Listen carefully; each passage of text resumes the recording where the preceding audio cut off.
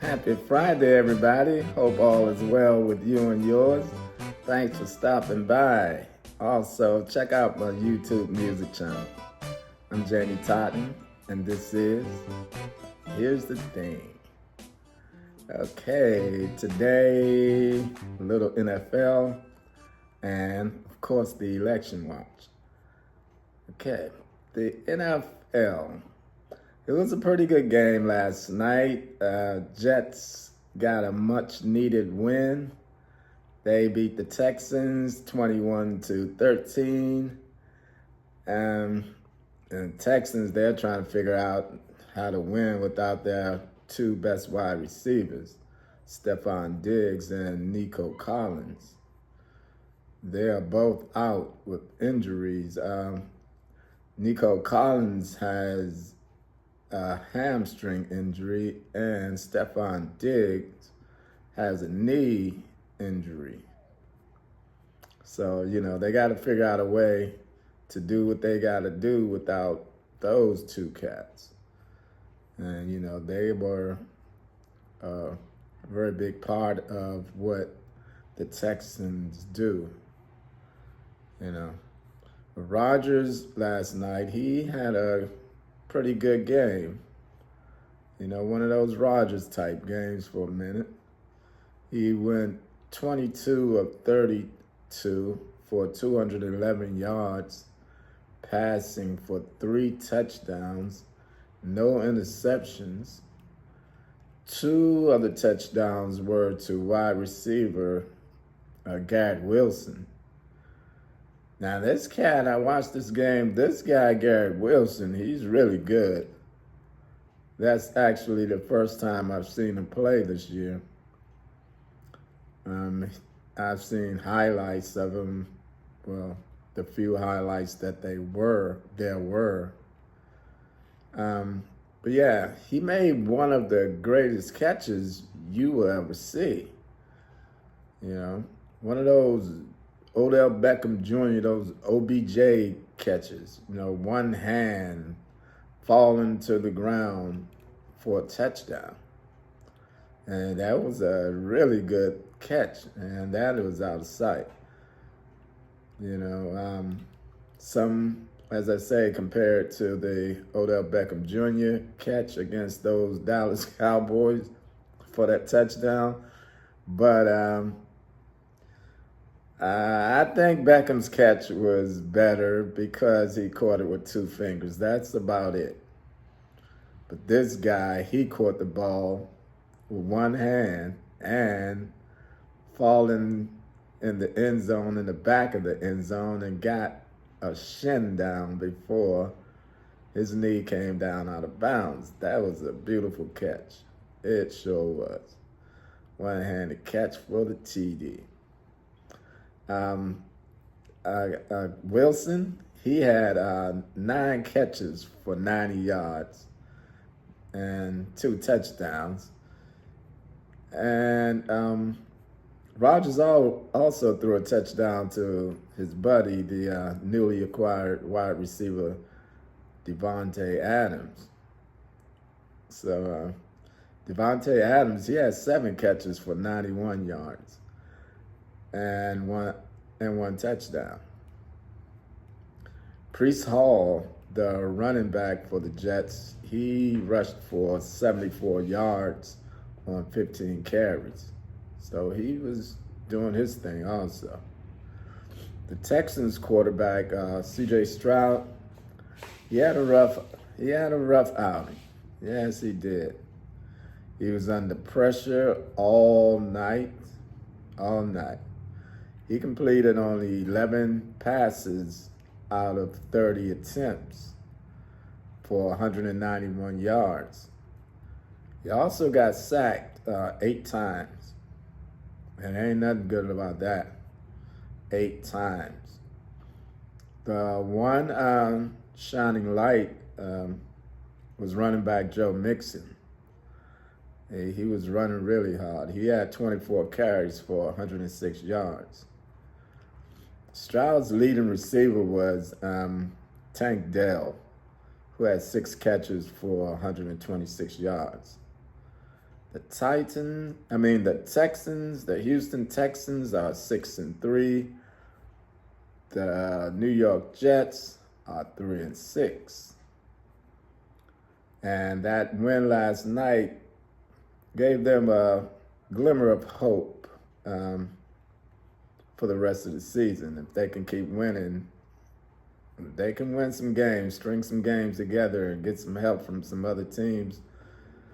They got a shot. They still got a shot.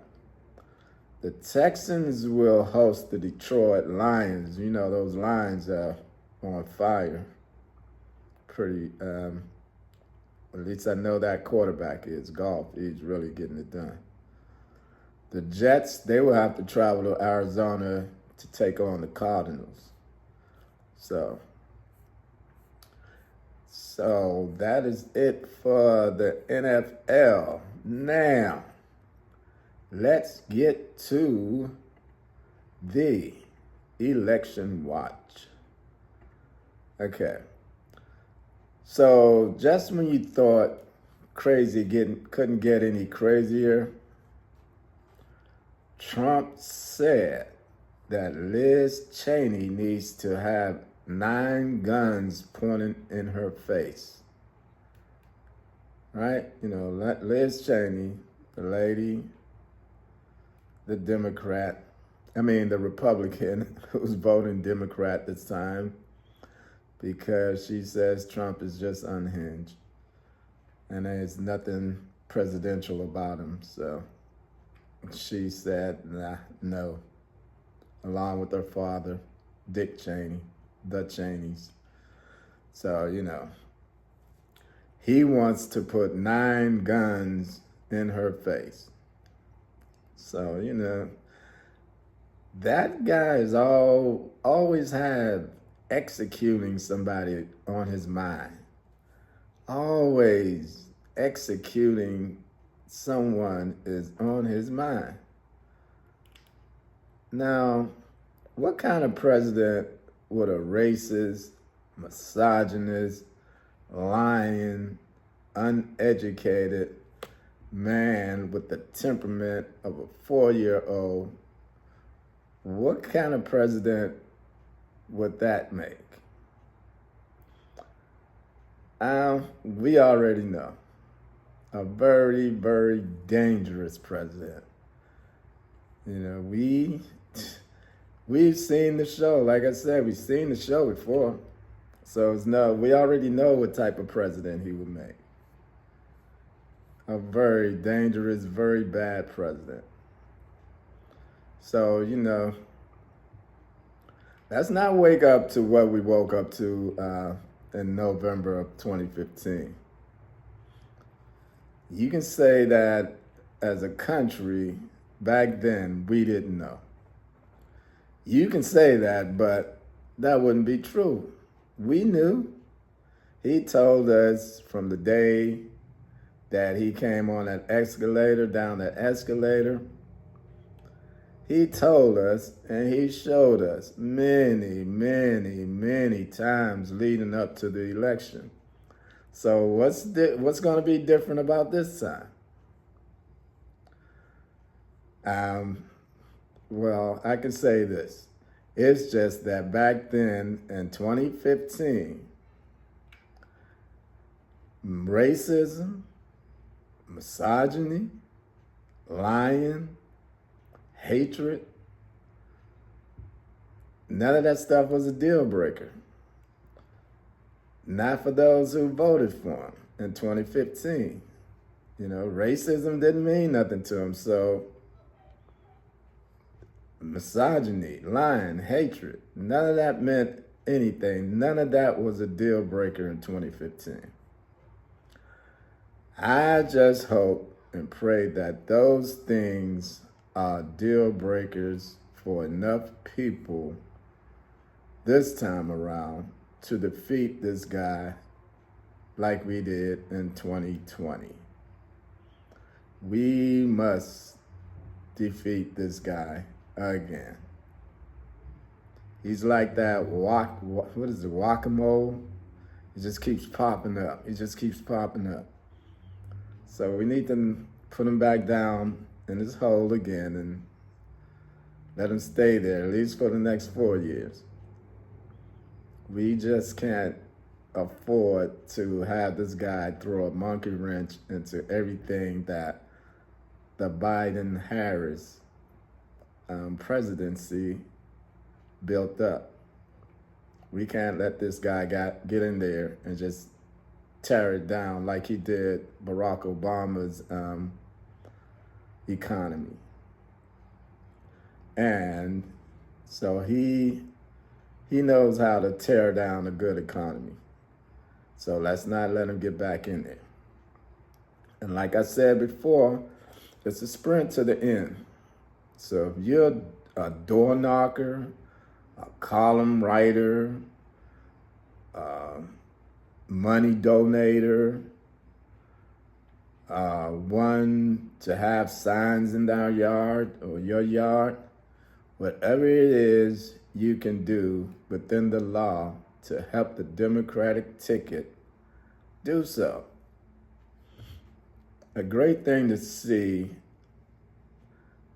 is that the women are really getting to the polls as far as early voting goes, especially in the swing states. The thing is, as women die, because doctors are afraid to help them because of the overturning of Roe versus Wade. Also, I'm sure what's making women turn out even more is that in Texas, an 18-year-old woman has died in the hospital because the doctors wouldn't help her. Again, as that is going on, especially all over the South, Trump is talking about putting R.F. Kennedy, yeah, that one, in charge of Health and Human Services. Imagine that. The guy who denies all kind of medical things and has all these type of conspiracy theories going on, vaccine deniers and just on crazy stuff. He's gonna put them in charge of health, him in charge of Health and Human Services. So now that's just too much. That's really too much. I don't want this guy nowhere around, nowhere, nothing. I can't see anything that he would be good at being in charge of. What would you put him in charge of? I wouldn't put him in charge of anything. So, Trump and this Republican Party are a group of people who seem to lack sympathy and empathy. This type of thing in America is in 2024 is just mind-boggling. People dying in hospitals because doctors won't treat the young women because they are afraid of being arrested. So I can see why the women are turning up and turning out so early and voting.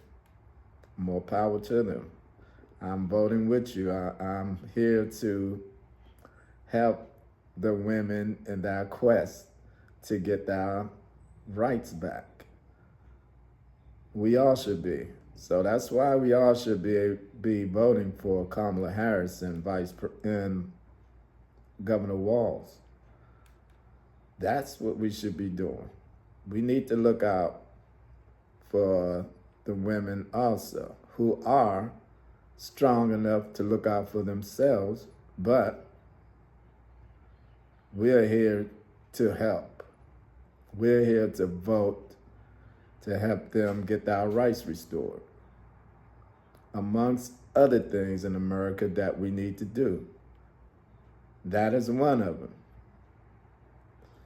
So, as I said, we don't have to stand for such cruelty and overall hatred and madness, the hateful name calling. I saw a t-shirt today being worn by this man that says, F the Democrats. What are you angry for? So, F the Democrats, it said. So, let's keep on keeping on, folks. 4 more days, and we should have our next, after the 5th, November the 5th, we should know who the president is. At least by the 7th. I would say at the least the 7th, we should know who the president is. And we're banking on the Harris Walz ticket. So, thanks for stopping by again, everybody. Enjoy your evening and enjoy your weekend. And I will be talking to you. Have a great evening. Peace.